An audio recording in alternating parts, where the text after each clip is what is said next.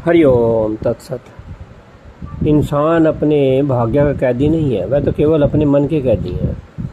इंसान का भाग्य है उसके कर्मों से बनता है, इसलिए अपने कर्मों को शुद्ध करते चले जाओ, आपका भाग्य भी शुद्ध होता चला जाएगा। बहुत छोटी छोटी बातें जिनको याद रखने से, जिनको करने से आदमी सुखदायक जीवन जीता है। सबसे महत्वपूर्ण ये है कि हम परमात्मा हमारे लिए क्या करता है और हम परमात्मा के लिए क्या करते हैं। परमात्मा सर्वव्यापक शक्ति है, जैसा आप मानो उसे, जिस इष्ट रूप में उसकी पूजा करो वैसा ही है, उसी रूप में वो आपके ऊपर कृपा करता है। अब हम आगे चलते हैं और विचार करते हैं। हम इतने बुद्धिमान होते हैं कि जब हमारी कोई पुरानी कार है वो ख़राब हो जाती है और किसी काम की नहीं रहती, तो हम क्या करते हैं, हम उसे बदल लेते हैं और नई कार ले आते हैं। और फिर हम इसी तरह से हम अपना जारी रखते हैं अपनी यात्रा। इस तरह से ही हमारी प्रकृति भी उतनी ही बुद्धिमान और चमत्कारी है। जब आपका शरीर यानी आपका वाहन पुराना हो जाता है, जर्जर हो जाता है, तो आपकी शरीर को बदल दिया जाता है और उसकी जगह नया शरीर आ जाता है।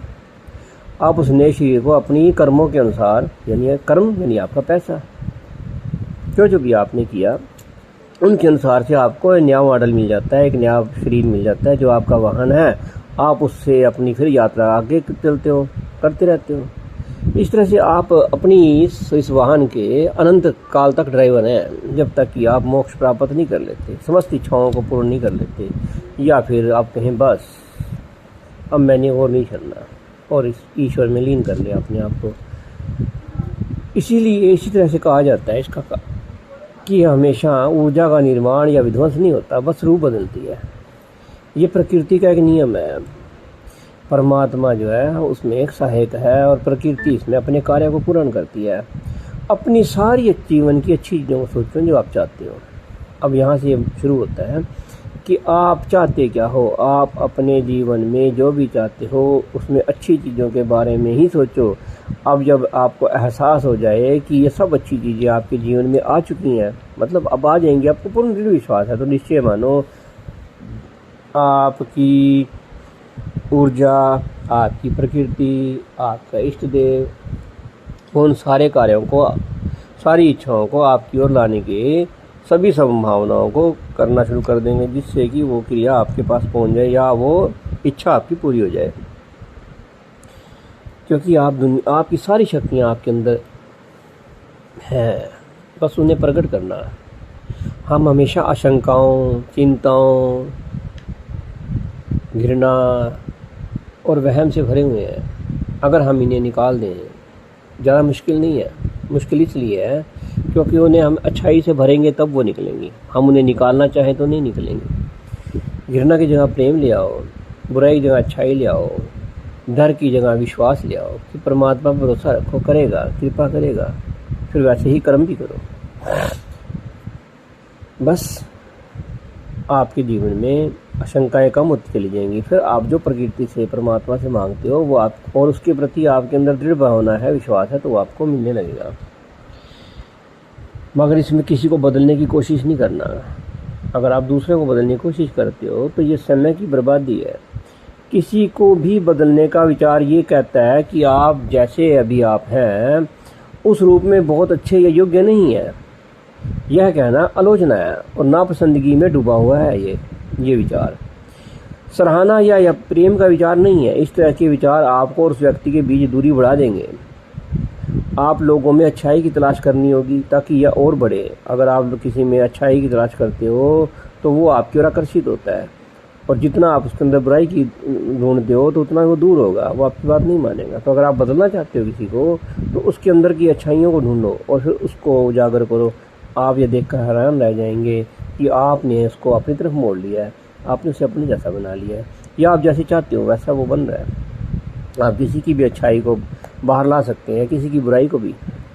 आप अपनी जो आपकी वाइब्रेशंस हैं, तरंगे हैं, उन अच्छी या बुरी, या आपके जो भाव हैं उनके लिए आप खुद जिम्मेदार हो, क्योंकि ये आपके विचारों, आपके शब्दों, आपकी भावनाओं और आपके कामों से तय होती है। यानी जो आप कर्म करते हैं, जब आप प्रेम, करुणा और अच्छाई इनके विचार सोचते हैं और ऊंचाई से ऊंचाई तक ले जाते हैं, तो आपके सभी कार्य उन पर आधारित होते हैं और उसी फ्रिक्वेंसी में आप रहते हैं।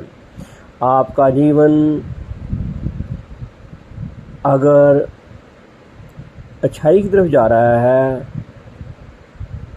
सुख में हो रहा है, तो इसका मतलब है कि आपकी भावनाएं अच्छाई और सुख की ओर दौड़ रही हैं। और अगर ऐसा नहीं है तो उन्हें बदलने की कोशिश करो। अपने आप को बुरा मत करो, जिम्मेदार खुद हो, लेकिन फिर भी अपने आप को बुरा ना कहो। सिर्फ कोशिश करो कि अब आप अच्छी भावनाओं को लाने की कोशिश करो। थोड़ा कठिन है लेकिन हो जाता है, ऐसी बात नहीं है। आपकी कल्पनाएं और भावनाएं बहुत शक्तिशाली होती हैं और यही आपकी योग की क्रियाओं में स्थिर होती हैं।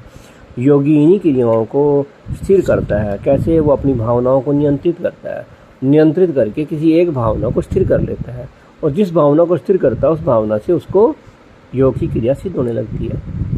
यही क्रिया आप अपने जीवन में भी कर रहे हो, बस आपको पता नहीं लगता कि आप राजयोग का अभ्यास कर रहे हो, लगातार कर रहे हो, और आपको इसका पता भी नहीं है कि आपका मन जो है किसी एक भावना को लेकर के जब तीव्र अभ्यास करता है, फिर आप जब प्रकृति से उसे मांगते हो तो वो शीघ्र मिल जाती है।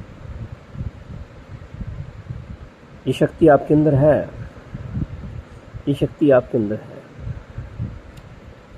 अगर आप अपने जीवन को खुशी से खुशहाल बनाना चाहते हो और अच्छी चीज़ों को, खुशहाल चीज़ों को, सुखदायक चीज़ों को अपनी ओर आकर्षित करना चाहते हो, तो आपको खुशी को एक चुंबक बनाना होगा कि अपनी इस खुशी को चुंबक बना लो, क्योंकि खुशी ही खुशी को आकर्षित करती है, सुख सुख को आकर्षित करता है, आनंद आनंद को आकर्षित करता है।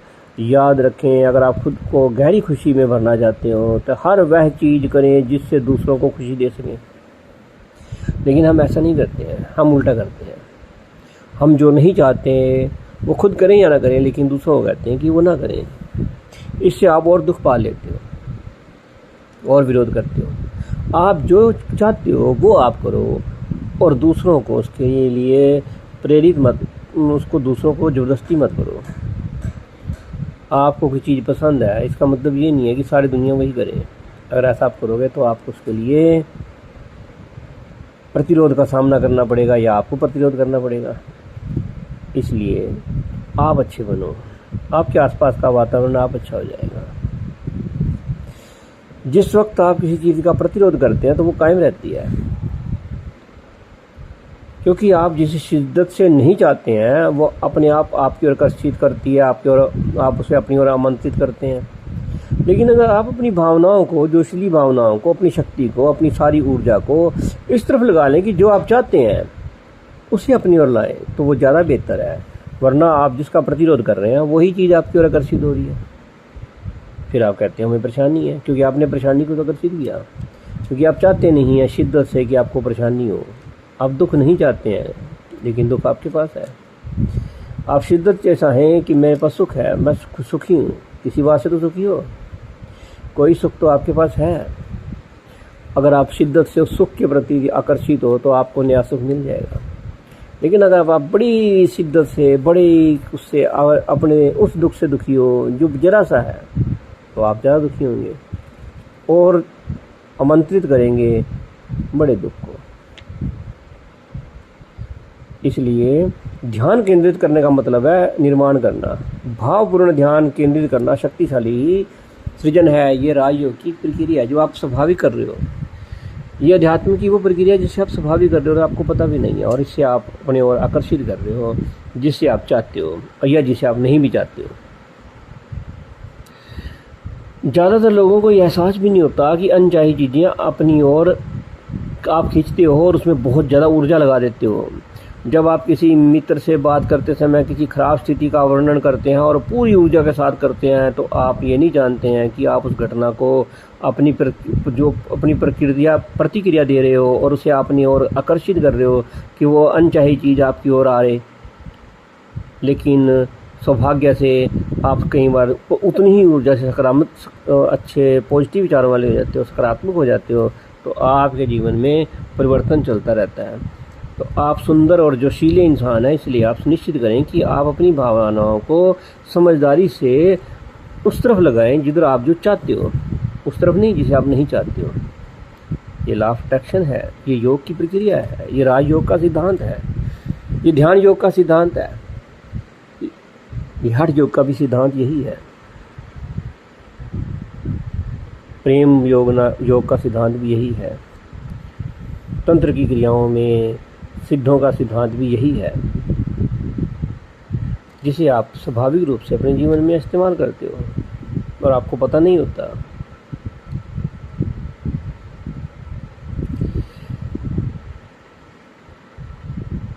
आपको लॉ ऑफ अट्रैक्शन का इस्तेमाल बड़ी समझदारी से करना चाहिए, क्योंकि हर व्यक्ति इस नियम को अनजाने में ही पालन करता है, क्योंकि भागीदार हैं आप सब। तो स्वयं के जीवन का आप सृजन कर रहे हैं। इसका मतलब यह है कि आप दूसरे की स्वतंत्र इच्छा के खिलाफ नियम का इस्तेमाल नहीं कर सकते। ये इसलिए जानना जरूरी है कि कहीं आप ये सोचने लगे कि हम दूसरे को प्रभावित करें। ऐसा आप नहीं कर सकते, क्योंकि अगर आपने ऐसा किया तो आपके लिए सबसे बड़ा खतरा है कि कहीं आप अपनी स्वतंत्रता ना छीन लें, आपकी खुद की स्वतंत्रता ना छिन जाए। आप दूसरे को परतंत्र नहीं बना सकते, आप दूसरे को नुकसान नहीं पहुंचा सकते। लॉ ऑफ अट्रैक्शन आपको इसको करने की इजाज़त नहीं देता।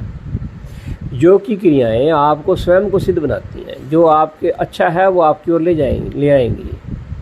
जिस तरफ आप लेना जाना चाहें, बुराई की तरफ तो बुराई आपकी तरफ आकर्षित होगी, अच्छाई की तरफ अच्छाई आपकी तरफ आकर्षित होगी। ये बहुत स्पष्ट है, मगर हमें पता नहीं पता होता तो हम उसका इस्तेमाल ऐसे ही करते रहते हैं। अगर आप प्रेम चाहते हैं तो प्रेम दें, अगर आप सुख चाहते हैं तो सुख दें, बस इतना सी तो है।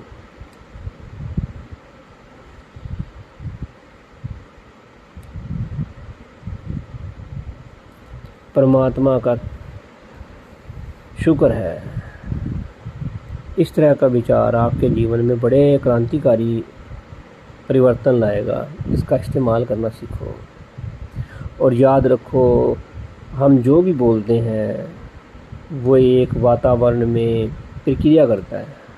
जब आप कहते हो कि मेरी विचार, मेरी भावनाएं या मेरा बोलना व्यर्थ है, तो आपका बोलना व्यर्थ हो जाता है। लेकिन उसकी व्यर्थता जो है वो व्यर्थ नहीं होती, वो आपको सुखदायक नहीं है।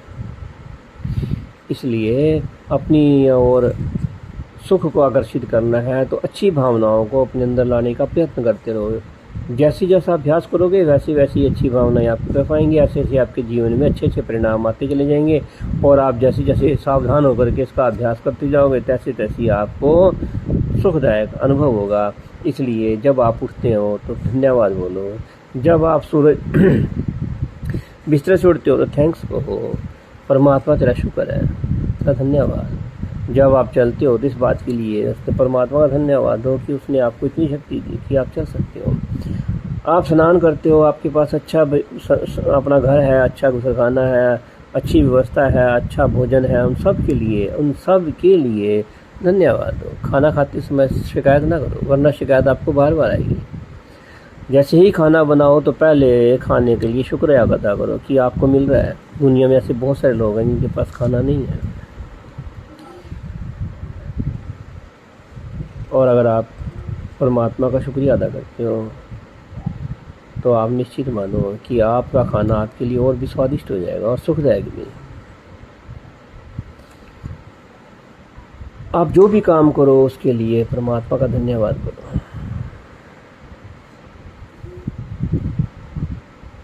सकारात्मक शक्तियों का अभ्यास करो, फिर वो आपके इशारे पर काम करने लग जाती हैं और आपको बस अपने जीवन में उन्हें बुलाना है। कोशिश करने में तो कोई अर्ज नहीं।